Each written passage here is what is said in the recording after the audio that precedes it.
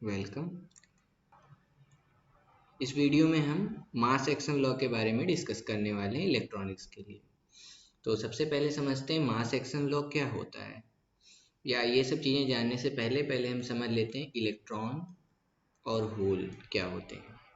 यानी अगर कोई सेमीकंडक्टर मटेरियल है, हमने कहा वहाँ से अगर एक इलेक्ट्रॉन डिस्प्लेस होता है तो अपनी जगह एक वैकेंसी क्रिएट करता है जिसको हम होल कहते हैं।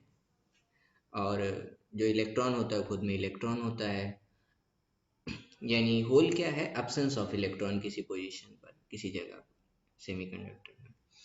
अब अगर हम मास एक्शन लॉ की बात करें तो वो क्या है, गूगल कर लेते हैं, अच्छा रहेगा। तो mass action law state the rate of any chemical reaction is proportional to product of masses of reacting substances and with each mass raised to a power equal to coefficient that occurs in a chemical reaction। तो इसे हम explain करते हैं। सबसे पहले ये समझते हैं क्या होता है, ये क्या चीज़ है, केमिकल रिएक्शन क्यों आ गई। देखिए, अब इलेक्ट्रॉन और होल अगर कहीं जनरेट हुए हैं तो ये टोटल कुछ कैरियर्स बनाएंगे। यानी अगर हम इसे कहें कोई जगह है, वहाँ से इलेक्ट्रॉन अपनी जगह छोड़ के गया और अपनी एक वैकेंसी क्रिएट हुई जिसको हमने होल बोला।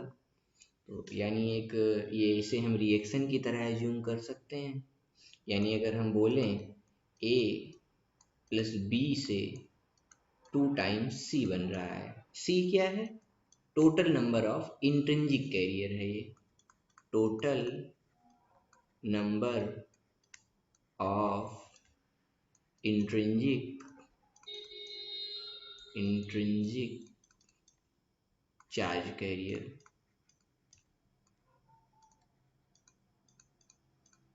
ठीक, अब यानी हमने बोला इलेक्ट्रॉन प्लस होल से क्या बन रहा है, 2 टाइम्स Ni बन रहा है। यानी अगर हम यहाँ पर अब थोड़ा सा केमिस्ट्री पे आते हैं, अगर कोई रिएक्शन है ए प्लस बी से 2 टाइम्स सी बन रही है तो क्या हो जाएगा, equilibrium constant A raise to the power 1 B to the power 1 upon C to the power 2। अब इसके की वैल्यू कैलकुलेट कर लेते हैं, पार्टिकुलर टेम्परेचर पे क्या होगी। अगर हमने कहा कि अब हमारे इलेक्ट्रॉन और होल के केस में क्या था, इलेक्ट्रॉन और होल के केस में था ये दोनों टूट के और इनके नंबर को टुगेदर हम क्या कह रहे थे, इंट्रिंसिक कैरियर कह रहे थे। इलेक्ट्रॉन होल पेयर को इलेक्ट्रॉन होल पेयर को हम कहते हैं Ni, number of intrinsic charge career कहते हैं। यानी एक इलेक्ट्रॉन और एक होल दोनों मिल के डबल हो रहे थे, यानी 2 टाइम्स हमारा Ni बन रहा था। यानी अगर हम इसको 1 लें इसको 1 लें तो इसकी वैल्यू आएगी 2। यानी 2 मतलब पेयर, यानी एक पेयर ये बनेगा Ni, राइट।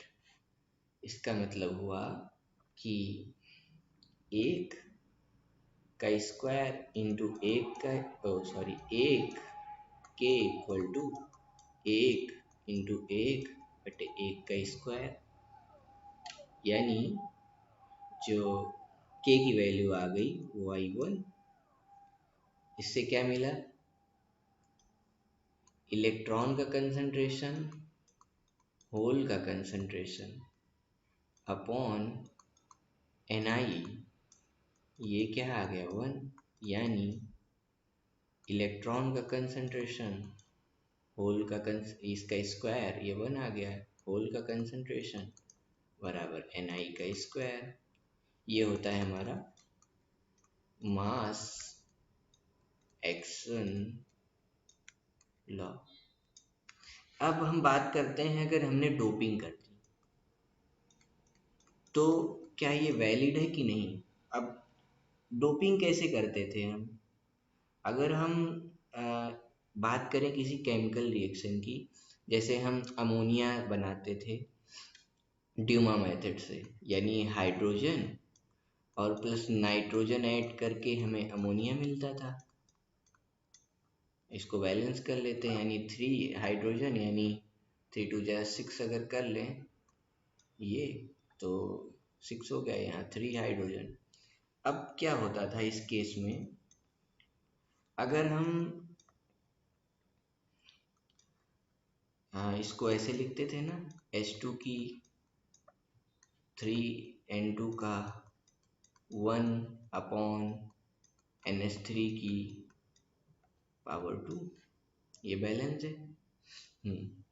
तो क्या होता था, अगर हम किसी चीज़ की वैल्यू बढ़ाते थे, यानी अगर हम H2 की वैल्यू बढ़ाते तो रिएक्शन इस डायरेक्शन में शिफ्ट करती, अगर इसकी वैल्यू बढ़ाते NH3 की तो रिएक्शन अपोजिट डायरेक्शन में शिफ्ट कर रही होती थी, है ना। यहाँ भी क्या होगा, अगर हम N टाइप मटेरियल मिला रहे हैं, यानी हम एक्स्ट्रा इलेक्ट्रॉन अगर कुछ ऐड कर रहे हैं, तो हमें क्या मिलेगा, रिकम्बिनेशन होगा, यानी इलेक्ट्रॉन और होल ऐड होकर के क्या करेंगे, रिकम्बाइन करेंगे। रिकम्बाइन होने का मतलब क्या हुआ, ख़त्म हो गए, वैल्यू क्या आ गई, 0 आ गई।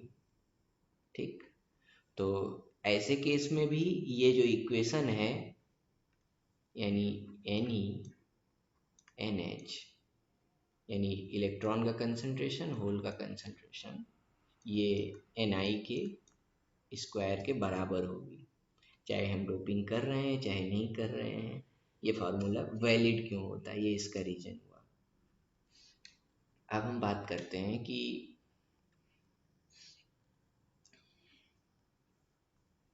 अगर हमने कहा कि Ne की वैल्यू 10 है, NH की वैल्यू 10 है, तो Ni स्क्वायर की जो वैल्यू होगी वो होगी 100, यानी Ni कितना होगा, 10 होगा। ठीक है, अगर हमने कहा कि चलो इसमें एक अमाउंट से हम डोपिंग कर देते हैं, यानी इलेक्ट्रॉन की जो मात्रा है, यानी N टाइप डोपिंग कर रहे हैं, तो हम क्या मिला रहे हैं, एक इलेक्ट्रॉन मिला रहे हैं, ठीक है, पर सेंटीमीटर क्यूब एक से हम कर रहे हैं डोपिंग, यानी एनी मतलब इलेक्ट्रॉन की इम्प्योरिटी हमने 1 से मिलाई। अब क्या होगा, यानी 10 + 1 11 हो गया ये तो, ठीक है।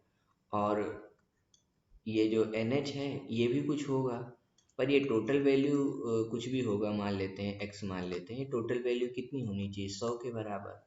लेकिन जब हमने कुछ एक्स्ट्रा मिलाया है ना, तो यानी रिएक्शन जो टूट रहा था वो उसमें भी शिफ्टिंग होगी, इसका मतलब कुछ इलेक्ट्रॉन्स रिकम्बाइन कर जाएंगे। ये जो 10 11 है, ये जो भी है, ये अप्रॉक्सीमेटली इक्वल किसके होगा, यानी ये 11 इलेक्ट्रॉन और इंटू x होल्स, ये अप्रॉक्सीमेटली इक्वल होगा 100 के, यानी इस केस में भी मास एक्शन लॉ वैलिड होगा।